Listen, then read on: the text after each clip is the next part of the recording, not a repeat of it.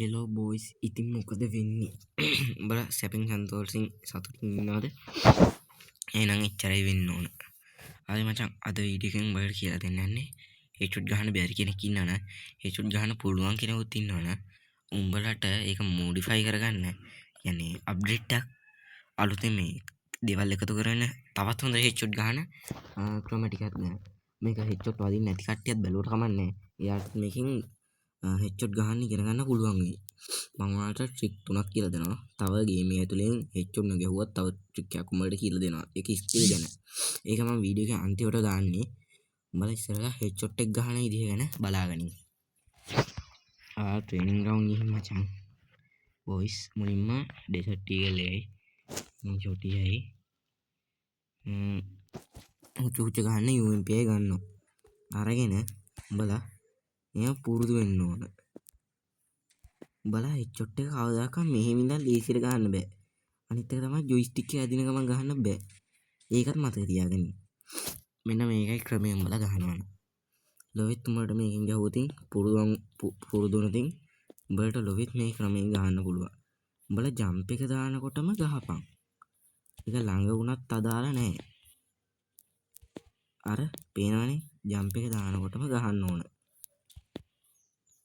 ඒ වාට තව ටිකක් මම පැහැදිලි කරලා දෙන්නම්. උඹලා මුලින්ම මෙන්න මේ විදිහට මෙන්න මෙහෙම ඔය මගේ ෆයර් බටන් එක යන විදිහ බලන්නකො.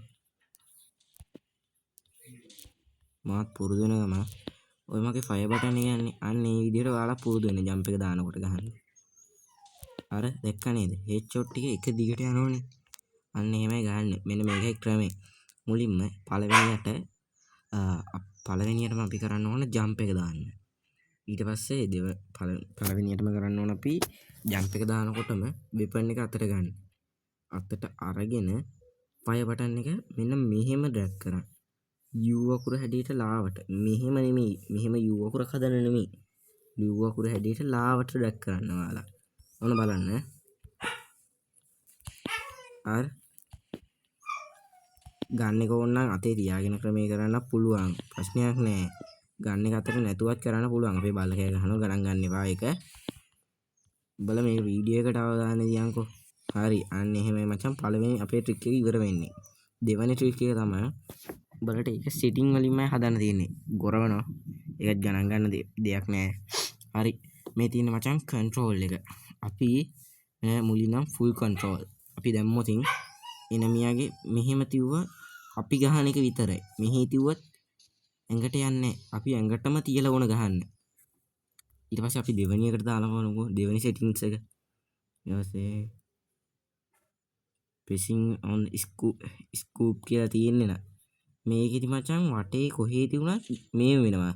හැබැයි අපි ස්කූප් එක දාන්න ඕන අපිම එනමියට ඩ්‍රැග් කරන්න ඕන ස්කූප් එක. ඔයාලට ඊට පස්සේ මේ ඩිෆීට් ද මොකක්ද එක දැම්මට පස්සේ පුළුවන් ගානක් නැතුවම හෙඩ්ෂොට් එක එනමියට කොහෙද ඩ්‍රැග් කරා ඇඟට යනවා. අර ඇඟට යනවා. ඒක ඔයාලා මෙන්න මේකට හදාගෙන තියාගන්න. left fire button always දාන්න පුළුවන්. show scoop දාන්න පුළුවන්.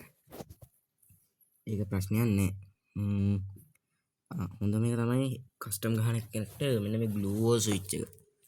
ඔයාලට මම කියලා දෙන්නම් glue wall ගහන තැනට යන්කෝ අපි මචං. glue wall ගහන තැනට යනවා. glue wall ගහන තැනට ගිහින් මෙන්න මෙතනට ගිහින් ඔයා මෙන්න මේක ඕෆ් කරලා ගහන්න. මේක ඕෆ් කරලා ගහන්න. කොහොම මේක ඕෆ් කරන්නේ කොහොමද? මේක ඕෆ් කරලා ගහමුකෝ. ඔන්න glue wall switch එක මෙන්න මෙතනින් කොහෙන් හරි මතුවෙන්න ඕන. මෙහෙම කර මේක උඩ ඔබන්න ඕන අපි එකපාරක්. මෙන්න මේකට දාලා ගහලා බලමුකෝ අපි. මෙන්න මැද බටන් එක ඔන් කරන්න එපා. එතකොට glue wall එක ගැහුව ගමන් ස්විච් වෙනවා. ඔන්න ඒක උඩ ස්විච් එක මේ glue wall බටන් එක උඩ ඔබන්න විතරයි තියෙන්නේ.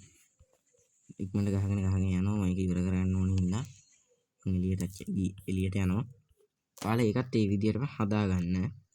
ඊට පස්සේ ඔයාලට ආයි හදන්න තියෙන්නේ ස්කූප් බටන් එක. අර මැද ඩොට් එක වගේ එක තියෙන්නේ. අන්න ඒ ඩොට් එක ඔයාලා හදාගන්න. ඔයාලට ඕනම් පුළුවන් ක්ලාසික්ද මොකද තියෙන්නේ අන්න එකට දාන්න. ඒක තමයි පරණම තියුණු ක්‍රමය. මෙන්න මේ විදිහට තමයි පෙන්වන්නේ. මෙන්න මේ ඩයින් ඔයාලට පෙන්වන්න. මෙන්න මේ විදිහට තමයි ඔයාලට ඒක පෙන්වන්නේ. මෙන්න මේ බටන් එක විදිහට. නැතුව මෙන්න පොඩ ඉන්න. මේ විදිහට නෙමෙයි. මේ විදිහට නෙමෙයි. හොඳද? පොඩ ඉන්න එකත් ඔයාලට පෙන්වන්න වෙනස්කමක් විදිහට තියෙනවා. මේ තියෙන්නේ ඔන්න හොඳට බලා ගන්න. හොඳින් බලා ගන්න. හොඳට බලා ගන්න. මේ තියෙන්නේ වැරදෙනවනේ. මේ තියෙන්නේ ඔන්න ඕක තියෙන්නේ. දැන් ඔයා ගිහින් ඒක මේකට දැම්මම නිව් එකට දැම්මම පස්සේ ඔයාලට පෙන්වන්නේ මෙන්න මෙහෙම ඩොට් එකක්. ඔයාලට මුලින්ම ගේම් එකට ආවට පස්සේ පෙන්වන්නේ අන්න ඒක. ඔයාලට හුරු වෙච්ච එක ඔයාලා තියාගන්න. ඔයාලට හුරු වෙච්ච එක ඔයාලා තියාගන්න. හොඳද? ඔයාලට හුරු වෙච්ච එක ඔයාලා තියාගන්න.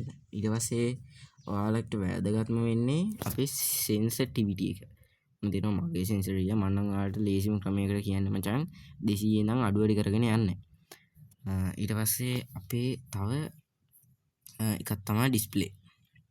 උඹලා හරක් වගේ පොඩ ඉන්න එක මම ලැබෙට යන්න. උඹලා හරක් වගේ අල්ට්‍රා මැක්ස් අල්ට්‍රා දාගෙන ගහන්නේ. එම ගහන්න යන්න එපා. උඹලා ගොඩක්ම රෂ් ප්ලේයර් කෙනෙක් නම් ඒක කිසි එහෙම මුකුත් කරන්න යන්න එපා. ස්ටෑන්ඩඩ් ස්මූත් දාගෙන ඒ දෙකෙන් ගහපල්ලා.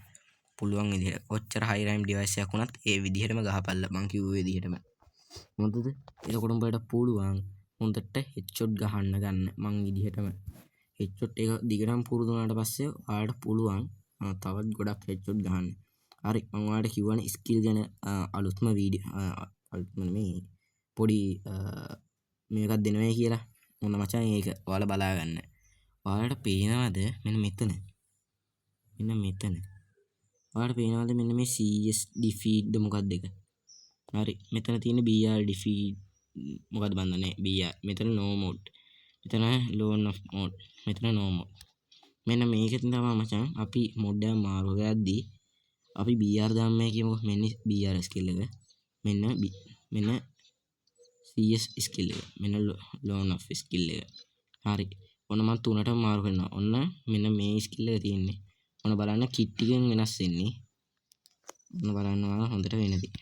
training mode කියලා ගන්න නෑනේ. තාටි කියලාගේ මේක වෙනස් වෙන්න ඕන. වෙනස් වුණා දැක්කද? BR ඇද්දි ඒ skill වලින් skill වලට වෙනස් වෙනවා. ඒ නෑනේ බං.